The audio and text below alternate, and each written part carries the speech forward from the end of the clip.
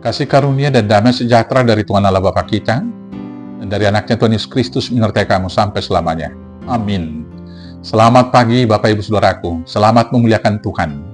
Dengan semua aktivitas yang baik, dipandu firman Tuhan dari Roma pasal 2 ayat 4, tapi saya akan baca ayat 1 sampai dengan ayat 5, demikian firman Tuhan. Karena itu, hai manusia, siapapun juga engkau yang menghakimi orang lain, engkau sendiri tidak bebas dari salah. Sebab dalam menghakimi orang lain, engkau menghakimi dirimu sendiri. Karena engkau yang menghakimi orang lain melakukan hal-hal yang sama. Tetapi kita tahu bahwa hukuman Allah berlangsung secara jujur atas mereka yang berbuat demikian. Dan engkau, hai manusia, engkau yang menghakimi mereka yang berbuat demikian, sedangkan engkau sendiri melakukannya juga. Adakah engkau sangka bahwa engkau akan luput dari hukuman Allah? Maukah engkau menganggap sepi kekayaan kemurahannya, kesabarannya, dan kelapangan hatinya? Tidakkah engkau tahu bahwa maksud kemurahan Allah ialah menuntun engkau kepada pertobatan?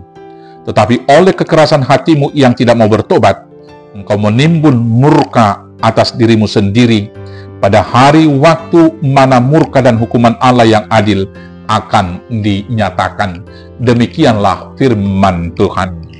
Bapak Ibu Saudaraku yang terkasih dalam Yesus Kristus, dalam realita hidup, sering sekali kita menganggap dan merasa bahwa orang lain lebih berdosa daripada kita pribadi. Atau sebaliknya, kita merasa lebih benar dan lebih kudus daripada orang-orang lain.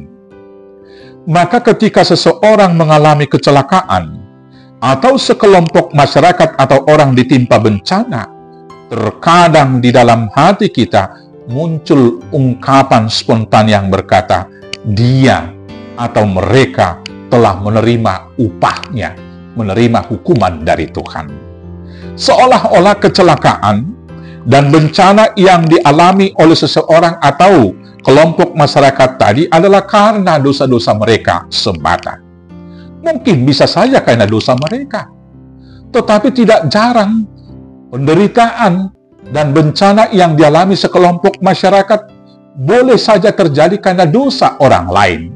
Misalnya karena dosa ekologi, karena ada sebagian atau sekelompok atau korporasi atau perusahaan misalnya menggunul hutan habis-habisan, maka daerah-daerah di situ mengalami banjir dan longsor dan melanda satu perkampungan, dan perkampungan itu rusak. Bukankah penderitaan itu diakibatkan oleh dosa orang lain atau dosa korporasi tadi? Boleh juga oleh dosa-dosa orang lain, atau boleh juga mungkin karena dosa daripada sekelompok tersebut. Tapi persoalannya, apakah kita memang lebih kudus dan lebih bersih daripada mereka itu? Padahal semua orang pasti berdosa dan kita diingatkan akan hal tersebut. Jangan pernah kita mau menghakimi orang lain. Karena ketika kita menghakimi orang lain, sesungguhnya kita menghakimi diri sendiri. Karena apa? Karena dosa yang lakukan orang lain sesungguhnya juga kita lakukan. Maka karena itu, jangan pernah merasa diri lebih benar daripada orang lain. Dan jangan pernah merasa lebih kudus daripada orang lain. Selanjutnya, jangan pernah merasa orang lain lebih banyak kesalahannya, orang lain lebih besar dosanya daripada kita sendiri. Hari ini kita mau diajak untuk introspeksi. Dalam segala hal keburukan yang kita pikirkan tentang orang lain, mari lebih dahulu kita memikirkan dan melihat itu. Apakah kita juga seperti itu misalnya? Ketika kita melihat orang lain sombong, jangan-jangan kesombongan itu juga bagian dari kita. Maka sebelum kita menghakimi seseorang sombong, lebih dahulu kita bertobat, merendahkan diri setiap hari, setiap saat, dan setiap waktu.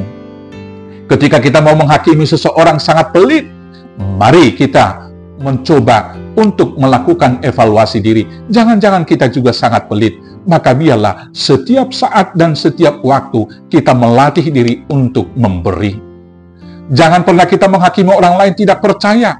Karena jangan-jangan walau kita membicarakan firman Tuhan, tapi kita tidak mengimaninya, maka tiap saat kita harus belajar percaya dan taat kepada Tuhan Yesus, sehingga kita bertumbuh dan kemudian semakin dewasa di dalam iman, dan kemudian tahan uji dalam suka dan duka ketika menyaksikan iman percaya. Kita diingatkan kembali juga akan khotbah Tuhan Yesus mengatakan, mengapa engkau melihat selumbar di mata saudaramu dan balok di matamu tidak engkau lihat. Karena itu saudaraku yang terkasih, pertama sekali mari ambil balok yang di mata kita. Artinya kita harus memperbaiki diri dulu, dan kemudian kita boleh menuntun orang-orang lain. Dan lebih daripada itu, jangan pernah menjadi hakim kepada saudaramu. Selamat melakukan kebenaran di mata Tuhan, selamat memperbaiki diri, selamat bertobat dan dibaharui dari sehari ke sehari. Tuhan Yesus memberkati. Amin. Kita bersatu dalam doa.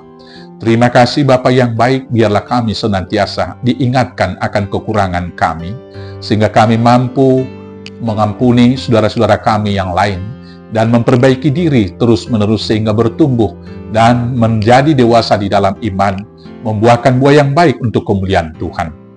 Terima kasih Bapa. Inilah doa kami di dalam nama Yesus Kristus, Tuhan Juru Selamat kami yang hidup. Amin. Selamat berbuah di dalam Tuhan. Selamat beraktivitas. Tuhan Yesus memberkati. Horas, horas, horas.